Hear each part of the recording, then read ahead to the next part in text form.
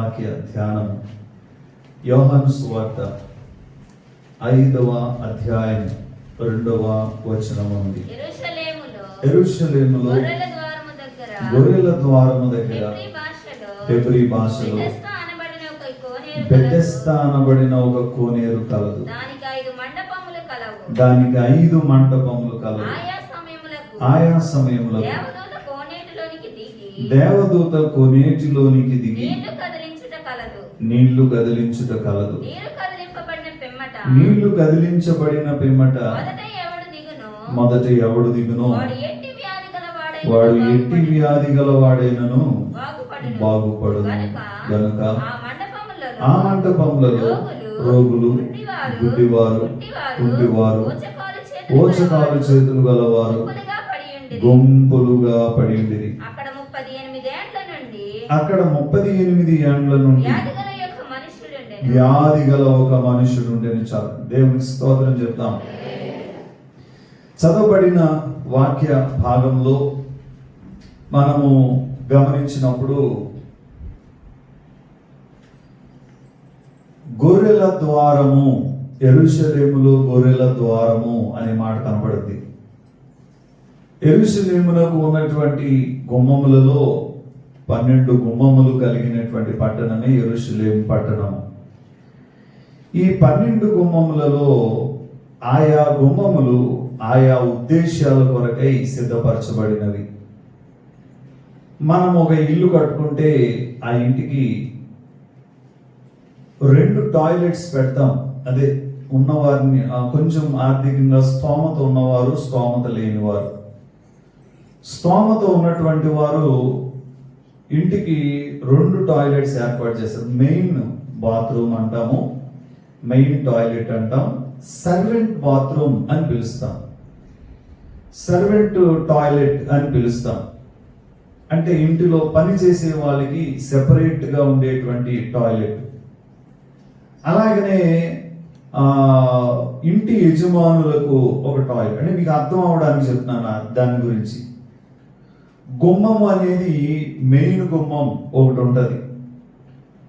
మీరు ఎప్పుడైనా చాలా ధనవంతుల ఇళ్లలోనికి ఎప్పుడైనా వెళ్తే మెయిన్ రూమ్ ఒకటి ఉంటుంది, మెయిన్ ఎంట్రన్స్ ఒకటి ఉంటుంది.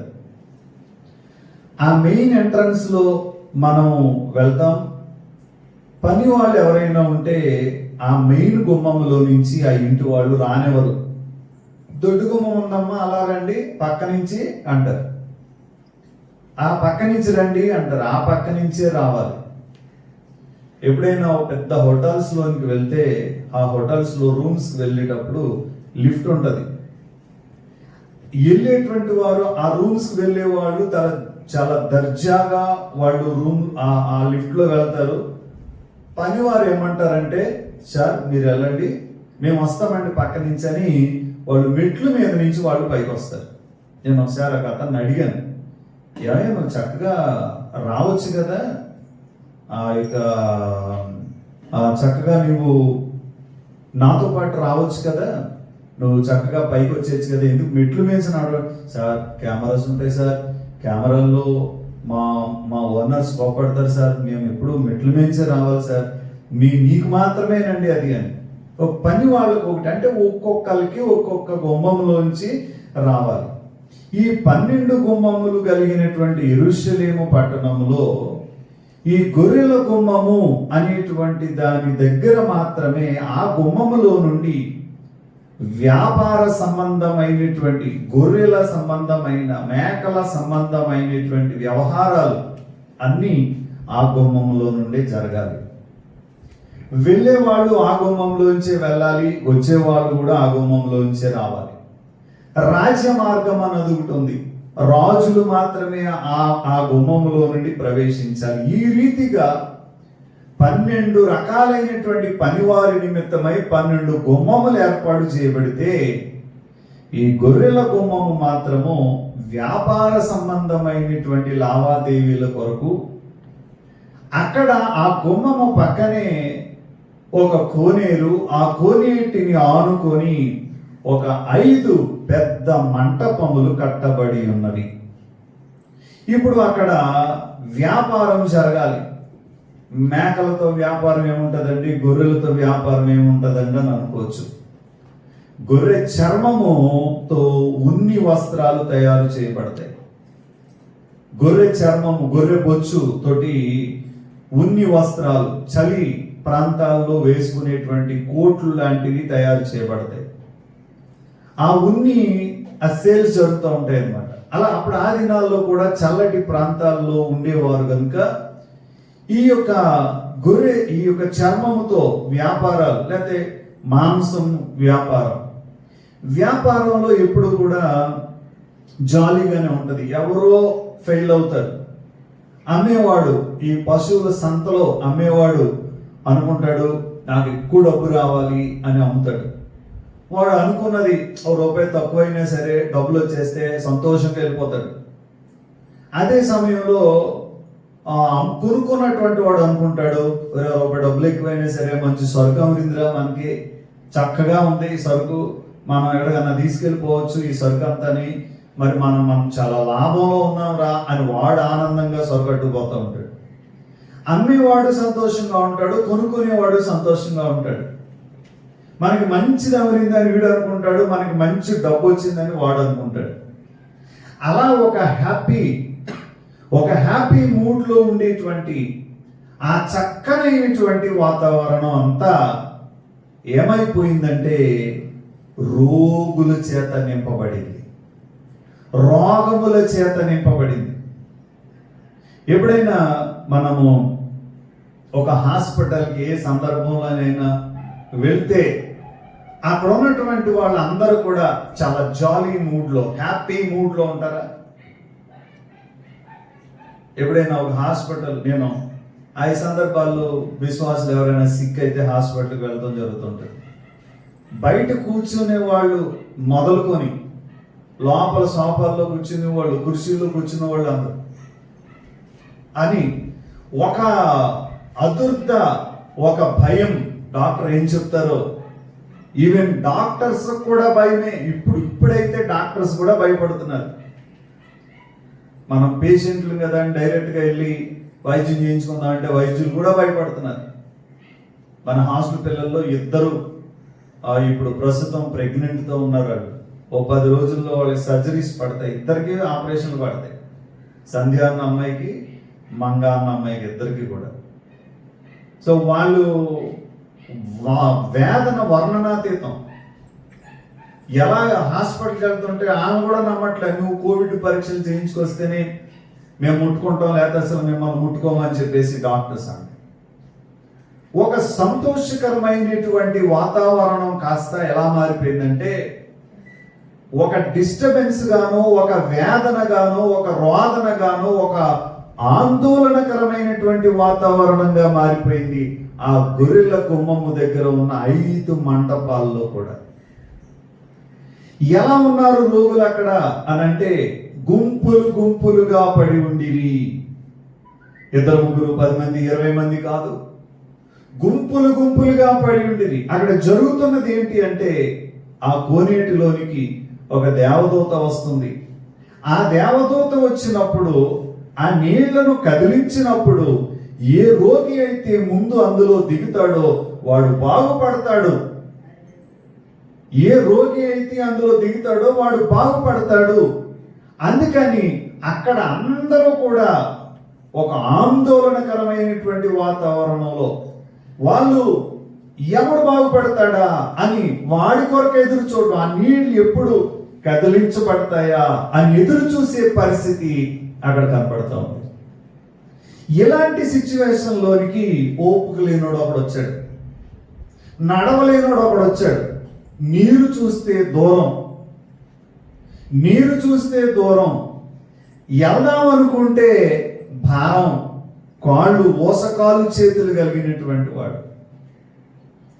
ఇప్పుడు ఏదైనా ఆశ అందుకొనగలిగిన వాడికి ఒక అర్హత ఉండాలి, వాడు నేను రీచ్ అవ్వగలనే సిచ్యువేషన్ ఉండాలి. కానీ వానికి ఓచకాలు చేతులు కలిగినటువంటి వాడు. కానీ వాడు ఆశ ఏంటంటే నేను అందరికంటే ముందెళ్ళి నీటిలో పడాలి అనే ఆశ. వీడెళ్ళాడు. ఇతను ఎన్ని సంవత్సరాల నుంచి ఆ నీటిలో పడదామని చూస్తున్నాడంటే 38 సంవత్సరముల నుండి ఆశపడుతున్నాడు. స్తోత్రం చెప్పండి. 38 సంవత్సరముల నుండి నేను ఆ నీటిలో పడాలి. నేను 38 సంవత్సరాలు వెయిటింగ్ అంటే ఆలోచన చేయండి ఒకసారి. బహుశా ఇతడు ఆ గొర్రెల గుమ్మంలోకి అడుగు పెట్టినటువంటి 6 సంవత్సరాలకి యేసు ప్రభు పుట్టారు. స్తోత్రం చెప్పండి. ఆయన పుట్టక ముందే 6 సంవత్సరాల నుంచి అక్కడ ఉన్నాడు. అతని ఆశ ఏంటంటే నేను ఆ నీటిలో పడాలి, నా జబ్బు, నా తెగులు నయం అవ్వాలి అనేటువంటి ఆరాటం, అనేటువంటి పోరాటం.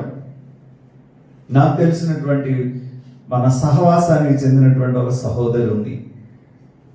తను ఇంటర్ చదివిన తర్వాత హాస్టల్లో చదువుతూ అంత చదువు అయిపోయిన తర్వాత, అంటే ఇంటర్ చదువుతున్న టైంలో ఒక సంబంధం వాళ్ళ పేరెంట్స్ తీసుకొచ్చి పెళ్లి చేసేసారు. పెళ్లి చేసిన 6 నెలలకు తెలిసింది ఏంటంటే అతనికి ఆల్రెడీ వేరే ఒక అమ్మాయితో సంబంధం ఉంది అని చెప్పేశారు. ఇక అతడు ఈ అమ్మాయిని సరిగా చూసేవాడు కాదు. ఈ అమ్మాయి విషయంలో చాలా క్రూరంగా ప్రవర్తించేటువంటి వాడు. చివరికి విడాకులు అయిపోయినాయి ఇద్దరికి. దాదాపు నాకు ఆ సహోదరి 8 సంవత్సరాల నుంచి తెలుసు. ఈ 8 సంవత్సరాల కాలంలో ఇంటర్ డిగ్రీ అనుకుంటారు. ఈ 8 సంవత్సరాల కాలం నుండి కూడా ఎంతో నిరుత్సాహం, ఎంతో నైరాశ్యం.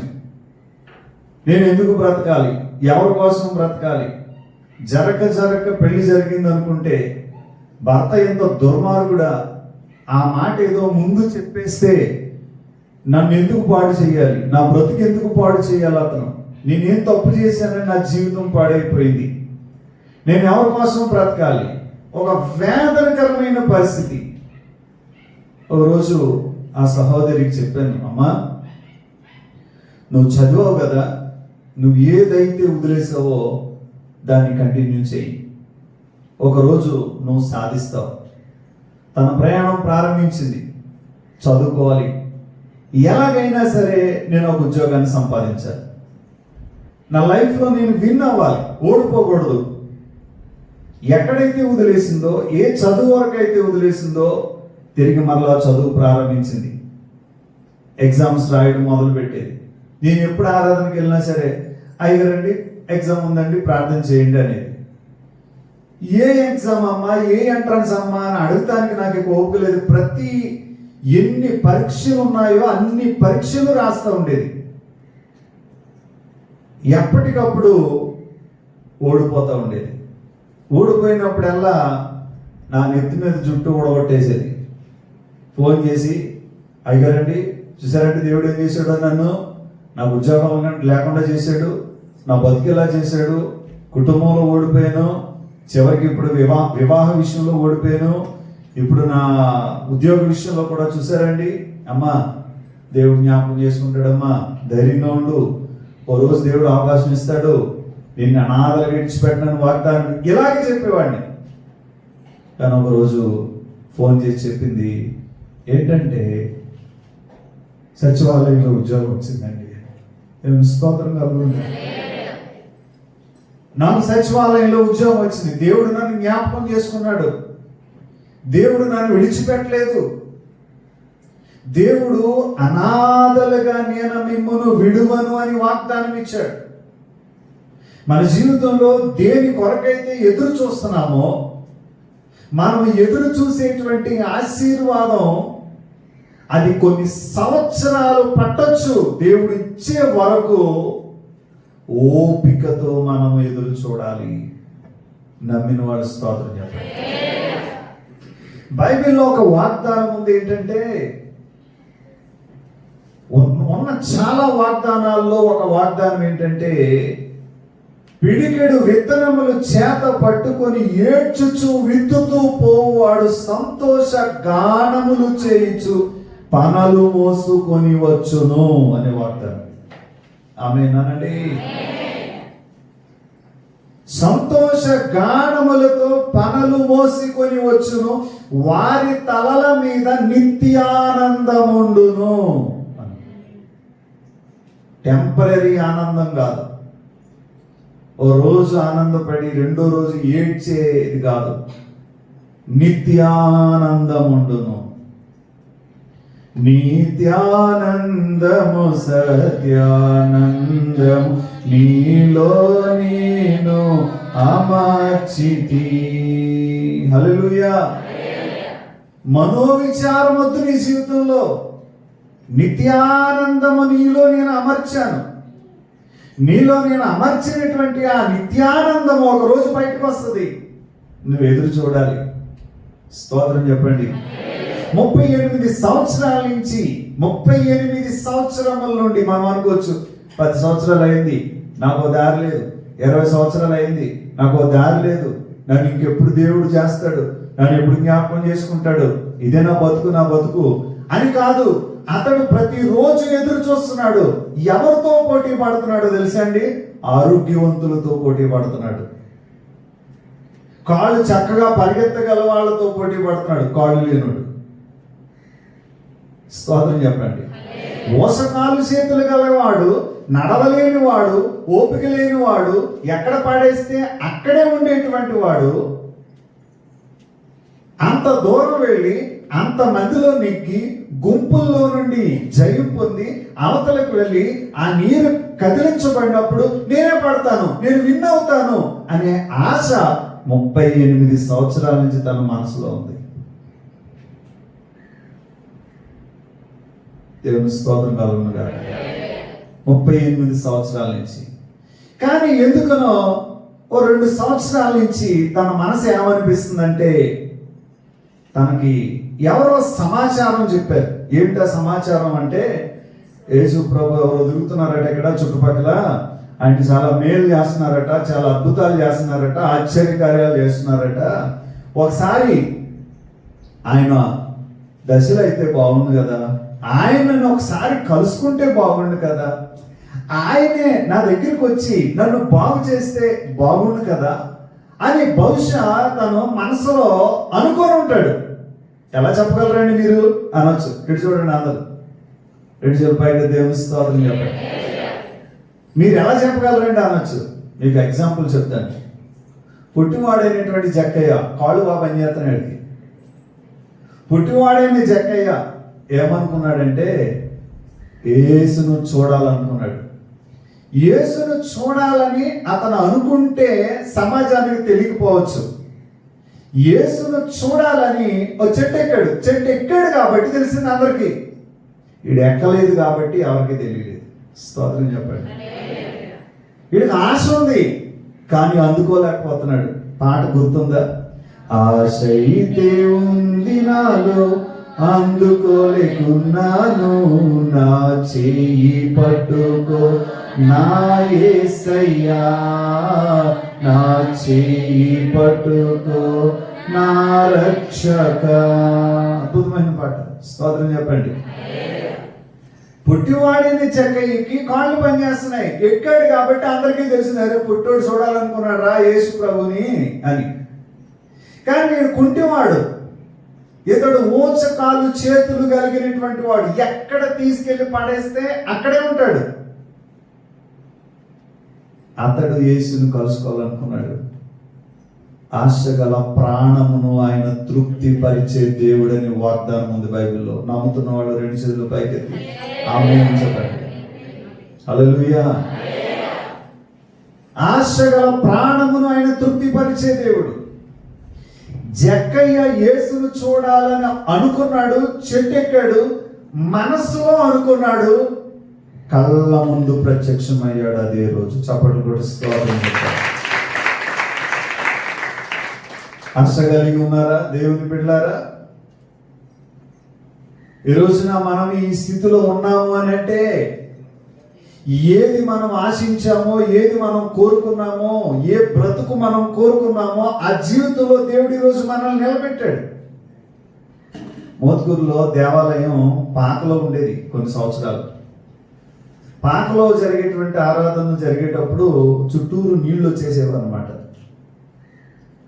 ఎప్పుడైనా వర్షాకాలం అయితే ఈ ఆరు ఇంచుమించుగా ఒక 4 నెలల కాలంలో ఆరాధన జరిగినప్పుడు విశ్వాసులందరూ లోపలికి కూర్చుంటే బరకాలు వేసేవాడు. బరకాలు వేసి కూర్చుని లేచి నిలబడేసరికి శరద తడిసిపోయి వెనకాల మొత్తం. అప్పుడు అనివాడిని కంగారు పడకండి అమ్మా, దేవుడు మనకి 7 మెట్లు అంత ఎత్తుండేటువంటి మందిరాన్ని ఇస్తాడు. కొంతమంది అనుకుంటే 7 మెట్ల మేరకోట వేయించలేకపోతున్నాడు, ఇక్కడ చుట్టూరు కంకరించలేకపోతున్నాడు, చుట్టూరు మేరకేయించలేకపోతున్నాడు, కానీ 7 మెట్లు అంత ఎత్తు మీద దేవాలయమా? ఇవ్వలేదా?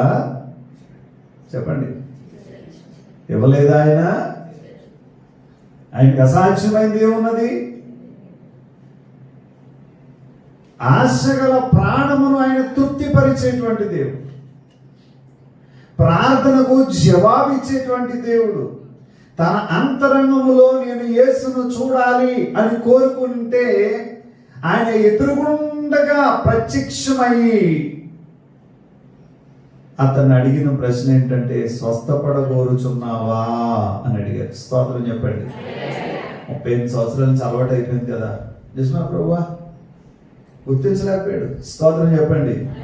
నిజమే ప్రభువా, అదిగో ఆ నీటిలో నేను మొదలలేకపోతున్నాను, నేను వాళ్ళతో పోటీ పడలేకపోతున్నాను, నాకు శక్తి లేదు, నేను బలహీనండి, కానీ నేను వాళ్ళతో పోటీ పడలేకపోతున్నాను, నాకంటే ముందు ఎవడో వెళ్ళిపోయి అందరూ పడిపోతున్నాడు. యేసు ప్రభు అంటున్నారు, స్వస్థపరచువాడను నేనే, నేను నీ ఎదురుగొండుకున్నాను, నువ్వు దాని వైపు ఎదురు చూస్తావు. ఓ పని చేయి, నీ పరుపు ఎత్తుకొని నువ్వు ఉన్నాడు, చెయ్యి కూడా వేయలేదు మీద, చేతులేసి ప్రార్థన చేయలేదు, గట్టిగా కేకలు వేయలేదు, పెద్ద పెద్ద ఎక్కువ ఎక్స్ట్రాగా కూడా మాట్లాడలేదు. కొంతమంది నార్మల్గా, మొన్న ఒక అయ్యగారు చెప్తున్నారు, కొంతమంది ప్రసంగం మాటలు చూస్తే మామూలుగానే మాడతారు, కానీ మై పెట్టుకుంటే మాత్రం ఏదో ఎక్కడి నుండో జర్మనీ నుండి వచ్చినట్టు, పంజాబ్ నుండి వచ్చినట్టు, వాళ్ళ మాట అంతా ఒక శ్లోకం లాగా, రాగం లాగా, ఇంకేమో ఎక్స్ట్రాలు చూడలేకపోతున్నాం. అలాంటివన్నీ నార్మల్గా మాట్లాడవచ్చు కదా, నార్మల్గా మాట్లాడు చూసేవాడు, అయ్యి బాబోయ్ ఏదో అయిపోయింటుంది అయ్యగారికి, అందుకని ఎంత అద్భుతంగా మాట్లాడుతున్నాడు. ఏదో పీక గట్టిగా పట్టేసుకున్న కోడి పీక గట్టిగా పట్టుకో, కోళ్ళు పెంచేటప్పుడు బాగా అలవాటు. మా అమ్మ దగ్గర కూడా కోళ్ళు ఉంటే అప్పుడప్పుడు పీకలా కట్టుకుంటాను గట్టిగా అంటది. అలాగా అంత ఎక్స్ట్రా ఏం చేయలే.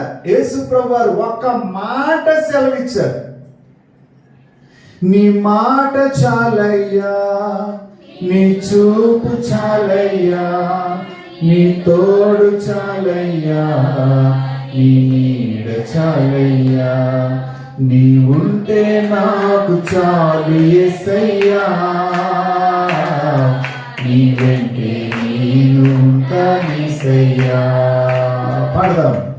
నీ ఉంటే నాకు చాలు యేసయ్యా, నీ వెంటే నేను ఉంటానయ్యా,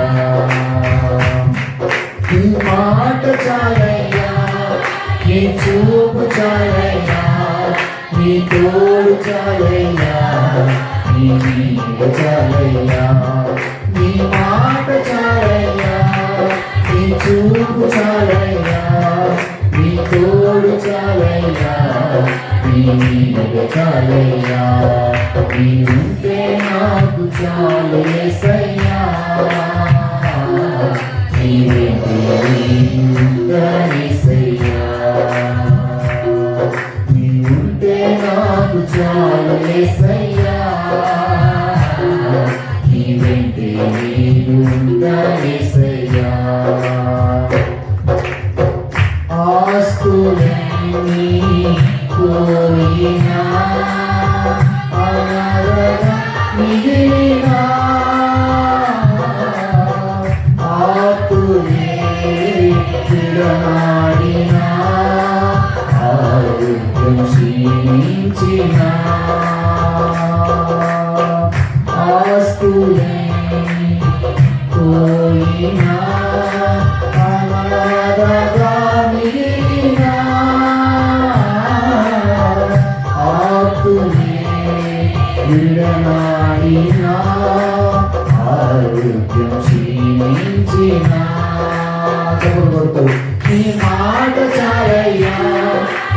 చూపు చాలయ్యా, నీ తోడు చాలయ్యా, నీ నీడ చాలయ్యా, పాడదాం. నీ మాట చాలయ్యా, నీ చూపు చాలయ్యా, నీ తోడు చాలయ్యా, నీ నీడ చాలయ్యా, నీ ఉంటే నాకు చాలు యేసయ్యా, నీ ఉంటే నేనుంటా యేసయ్యా. హల్లెలూయా. శక్తి లేని వాడు శక్తి కొరకు ఎదురు చూస్తున్నాడు. బలహీనుడైన వాడు బలహీనులతో పోటీ పడుతున్నాడు.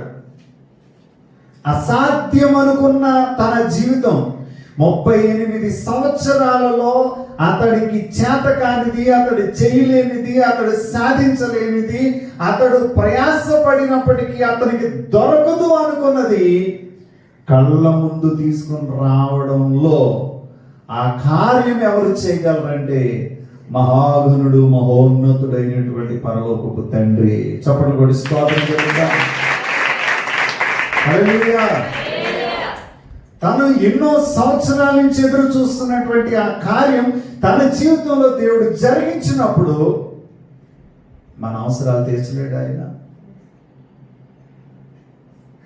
ఎంతమంది బిడ్డలు ఇక్కడ ఏ అవసరతలు కలిగి ఉన్నారు? మన ప్రతి అవసరతలు ఆయన తీర్చలేరా? నేను HBIలో చదువుకున్నాను, హిందుస్థాన్ బైబిల్ ఇన్స్టిట్యూట్లో. ఆ డైరెక్టర్ గారు ఇలా అనేవారు, ఏమనంటే, నాకు దేవుణ్ణి నేను ఏనుగు అడుగుతాను, ఏనుగు ఇచ్చేస్తాడు. రేపు ఈ టైంకెల్లా ఏనుగు ఇమ్మంటే ఏనుగు ఇచ్చేస్తాడు. కానీ ఏనుగు వచ్చిన తర్వాత నేను సేవ చేయడం మానేసి దానికి గడ్డి ఇలాగ నేను చచ్చిపోవాలని వాడట. అంతే కదా. మన కోరికలు కూడా ఆ సమయాల్లో ఏమనుకుంటామంటే, పెద్ద కారు వచ్చేయాలి నా కంటు ముందుకి. మన ఉద్యోగం ఏంటి? మన ఆదాయం ఎంత? మన డైలీ వచ్చే జీతం ఎంత? రోజుకి మన ఆదాయం ఎంత? మన కోరిక ఏంటి? దేవుడు కోరికలు తీర్చడు, అవసరాలు తీరుస్తాడు. నమ్మిన వాళ్ళు స్తోత్రం చెప్పండి. ఒక్కొక్కరికి చాలా బిగ్గెస్ట్ డ్రీమ్స్ ఉంటాయి. నాకు ఒక పెద్ద కారు ఎదురుకుండా కనపడిపోవాలి వచ్చి, ఆడెవడో కారు ఉంది, అది సేమ్ నా కళ్ళ ముందు కనపడిపోవాలా. అరే, కారు కావాలంటే ముందు నీ ఆదాయం పెరగాలి.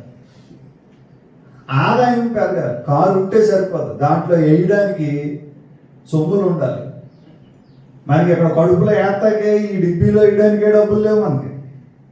ఇంకా ఆ డబ్బీలో వేయాలంటే మామూలు డబ్బులు సరిపోదానికి. ఒకసారి డీజిల్ కొట్టించాలంటే 4,000 అవుతుంది. వారం రోజుకి 2 రోజులు బయట తిరిగి వచ్చిందంటే 4,000 అయిపోతాయి. ఆ లెక్కను చూసుకుంటే ఈ డీజిల్ ఖర్చులకి 20,000 పైబడి ఉండాలి. అప్పుడు మన ఆదాయం ఎంత ఉండాలి? మనం దేవుణ్ణి అడిగేటప్పుడు కూడా అడగమన్నాం కదా అని చెప్పేసి బైబిల్లో అడుగుడి మీకు ఇవ్వబడునని ఉంది కదండి అంటే, అడగమన్నాడు కదా అని చెప్పి పెద్ద పెద్ద కోరికలన్నీ ఆయన దగ్గరికి వెళ్ళి తీసుకెళ్ళి పెడితే దానికి బహుశా ఒక 40 సంవత్సరాలు దేవుడు లేట్ చేస్తాడు. స్తోత్రం చెప్పండి. అంత ఒక 40 సంవత్సరాలు పడుతుంది. బహుశా దూరం ఆలోచించే బాబు, నువ్వు కోరుకున్న కోరిక చాలా పెద్దది, దానికి కావాల్సిన అన్ని సమకూరాలి అంటే టైం పడుద్ది. దేవుని అడగాల్సింది మన అవసరత. స్తోత్రం చెప్పండి. అందరూ మన అవసరతలు. ఈ ఉదయకాల సమయంలో ఈ వాక్యం వినేటువంటి దేవుని బిడ్డలారా, ఏ అవసరత మన జీవితంలో ఉంది, ఆ ప్రతి అవసరత తీర్చబడడానికి, ఆ ప్రతి అవసరతను తీర్చడానికి నీ శక్తి సరిపోకపోవచ్చు, మన బలం సరిపోకపోవచ్చు, మన యొక్క ప్రయత్నాలు ఫెయిల్ అవ్వచ్చు. ఆ అప్పులు, మనకున్నటువంటి ఆ లోన్స్, మనకుండేటువంటి ఆ సమస్యలు తీర్చబడడానికి మన శక్తి సరిపోకపోవచ్చు. కానీ ఆ నీ అవసరతను తీర్చగలిగిన దేవుడు ఆయన ఒక్కరే. ఎలా అనుకోవచ్చు, ఎలా అని చెప్పడు, ఎలా చెయ్యాలో ఆయన కార్యం దేవుడు జరిగించగలడు. నమ్మిన వారు స్తోత్రం చెప్తాను. మోకరించండి, ప్రార్థన చేసుకుందాం. అతని అవసరతను దేవుడు తీర్చాడు. సోదరి సోదరుల, ఈ ఉదయకాల సమయంలో ఈ వాక్యాన్ని వింటూ ఉన్న ఈ వాక్యాన్ని విశ్వసిస్తున్నటువంటి నీ జీవితంలో ఏ అవసరత నిన్ను దుఃఖపెడుతుందో, ఏ అవసరత నీ మనస్సును పదే పదే గాయం చేస్తుందో, ఏ సమస్య నిన్ను వేదనతో నింపుతుందో, ఏ దుఃఖము నీ గుమ్మానికి కావలిగా ఉంటుందో, ప్రతి ఉదయమున లేచేసరికి ఏదో ఒక సమస్య నిన్ను దుఃఖపరుస్తుందో, అని ప్రతి అవసరతను తీర్చడానికి ఆయన సిద్ధంగా ఉన్నారు. బహుశా తెలియక నువ్వు పెద్ద పెద్ద కోరికలు కోరుండొచ్చు. కొంచెం పక్కన పెట్టి ప్రస్తుతం నీకు ఏది అవసరమో అని అవసరత కొరకై రెండు చేతులు పైకెత్తి, ప్రభా నా అవసరతను జ్ఞాపకం చేసుకో, నీ చేతికి అప్పగిస్తున్నాను ప్రభా, నన్ను నేను నీ కృపకు అప్పగించుకుంటున్నాను నాయన. అతడికి బలం లేదు, కానీ బలమైన వారితో పోటీ పడుతున్నాడు. అతనికి అసాధ్యమైన దాన్ని సాధ్యం చేసుకోవడానికి 38 సంవత్సరాలు ప్రయత్నం చేశాడు. కానీ ఒక్క క్షణంలోనే నీవు అతనిని దర్శించి, అక్కడ ఇంకా రోగులు అక్కడే ఉన్నారు కానీ అతడు పరుపు ఎత్తుకొని ఆ రోగగ్రస్తమైనటువంటి స్థితిలో నుంచి బయటకు వచ్చేసాడు కదా. నా రెండు చేతుల పైకి అడుగుతున్నాను, ఆయన నాకు సహాయం చేయి. నేను ఏ వేదనలో ఉన్నానో, ఏ దుఃఖంలో ఉన్నానో నువ్వు ఎరిగిన దేవుడవు. ఏ వేదనలో ఉన్నానో, ఏ దుఃఖంలో ఉన్నానో ఎరిగిన దేవుడవు. నిశ్చయము కాని ఆశ భంగము కానేరదు. నిత్యానందమును నేను అమర్చితిని అనే ఆ వాగ్దానము నా పట్ల నెరవేర్చుమని, నా ప్రతి అవసరము తీర్చే దేవుడు నీవని నీ అందు విశ్వసిస్తున్నాను ప్రభా. నన్ను నీ చేతులకు అప్పగించుకున్నాను, సహాయం చేయండి. చేతులు జోడించి ప్రభా, ఈ వారమంతా నీ చేతులకు మమ్మల్ని మేము అప్పగించుకుంటున్నాం. చుట్టుపక్కల పరిస్థితులు ఘోరంగా ఉన్నాయి ప్రభా. నాయన, గొర్రెల గుమ్మములో ఉన్నటువంటి 5 మంటపములలో గుంపులు గుంపులుగా ఉన్నటువంటి ఆ రోగుల మధ్యలో నుండి, గుంపులు గుంపులుగా ఉన్నటువంటి ఆ రోగగ్రస్తమైనటువంటి స్థితిలో నుంచి ఆరోగ్యవంతునిగా అతన్ని నువ్వు బయటికి తీసుకొచ్చినట్లుగా, ఈ కోవిడ్ అనేటువంటి భయంకరమైనటువంటి అంటువ్యాధుల నుండి మమ్మల్ని కూడా అలా బయటికి తీసుకుని రా ప్రభువా. కొన్ని సంవత్సరాలు మా జీవితంలో ఇస్తే నీ సేవ చేసుకుంటాం. కొన్ని సంవత్సరాలు మా జీవితంలో ఇస్తే ఆరోగ్యంగా నిన్ను ఆరాధిస్తాం. కొన్ని సంవత్సరాలు మా జీవితం ఇస్తే మా బ్రతుకు మార్చుకుంటాం ప్రభా. నీ కొరకు జీవిస్తాం. మాకు సహాయం చేయండి నా ప్రభా. నా దేవ, ఎంతమంది బిడ్డలైతే ఈ ప్రార్థన చేస్తున్నారు, ఎంతమంది బిడ్డలైతే ప్రార్థనలో ఏకీభవిస్తున్నారు, వారి ప్రతి ప్రార్థనకు జవాబు దయచేయండి. ఈ వారపు దీవెనలతో మమ్మల్ని నింపి పంపించండి నా తండ్రి. మరలా మీరు అక్కడ ఆలస్యం అయితే మేము కలిసి నేను స్తుతించే పర్యంతం కృపాని కాపుదల దయచేయండి. ఆయా స్థలాల్లో నుంచి వాక్యాన్ని వింటున్న బిడ్డల కొరకు ప్రార్థిస్తున్నాం. వారి జీవితాల్లో గొప్ప కార్యాలు జరిగించండి నాయన. మేము ఈ ప్రపంచంతో పోటీ పడలేము, ఎందుకనంటే మేము బలహీనం. లోకంలో మాకంటే చాలా మంది బలవంతులు ఉన్నారు ప్రభువా, కానీ అందరికంటే బలవంతుడు నీవు మా ఎదురుగా ఉంటే చాలు ప్రభువా. మాకు విజయమే, మాకు విజయమే. నువ్వు మా ఎదురుగా ఉంటే చాలు ప్రభువా. మాకు సహాయకుడు నీవే, మా పోషకుడు నీవే, మా నిర్మాణకుడు నీవే. ఆశ్చర్య కార్యములు చేయువాడా, 38 సంవత్సరాల ప్రార్థనకు ఎదురు చూసినటువంటి నిరీక్షణకు చక్కని ఫలాన్ని అనుగ్రహించిన తండ్రి, నా తండ్రి, ఎంతమంది బిడ్డలు ఎదురు చూస్తున్నారు, వారి ప్రార్థనలకు జవాబు దయచేయండి. నేను అక్కడ అవసరమైతే మరలా మేము కలిసి నేను స్తుతించే పర్యంతం నీ కృపా సమృద్ధి దయచేయండి. వారమంతట్లో నీ భద్రత దయచేయండి, కాపుదల దయచేయండి. ప్రార్థన పాసనకి చేరనివ్వండి. కోవిడ్ బాధితుల కొరకు ప్రార్థన చేస్తున్నాం తండ్రి. ఆ టెన్షన్లో ఉన్నటువంటి బిడ్డలకు మొదట భయాన్ని తొలగించండి ప్రభువా. ఫ్రంట్ లైన్ వారియర్స్గా ఉంటున్న నా తండ్రి, నేను హెల్త్ వాలంటీర్స్ కొరకు అలాగనే స్టాఫ్ కొరకు, నర్సెస్ కొరకు, డాక్టర్స్ కొరకు, పోలీస్ డిపార్ట్మెంట్ వారి కొరకు ప్రార్థిస్తున్నాం. మీ భద్రత సహాయం చేయండి ప్రభువా. కొందరు సేవకులు, విశ్వాసులు, ఈ బారిన పడిన వాళ్ళు ఎంతో మంది ఈ వాక్యాలు వింటున్నారు. వారికి కూడా పరిపూర్ణమైన విడుదల దయచేయండి ప్రభువా. పూర్ణ ఆరోగ్యంతో నింపండి, కృపలో బలపరచవలసిందని, ప్రాంత నివాసానికి చేరనివలసిందని నిజ రక్షకుడైన యేసు నామములో ఈ ప్రార్థన మనలు సమర్పిస్తున్నాము తండ్రి. ఆమేన్. పరలోకమందున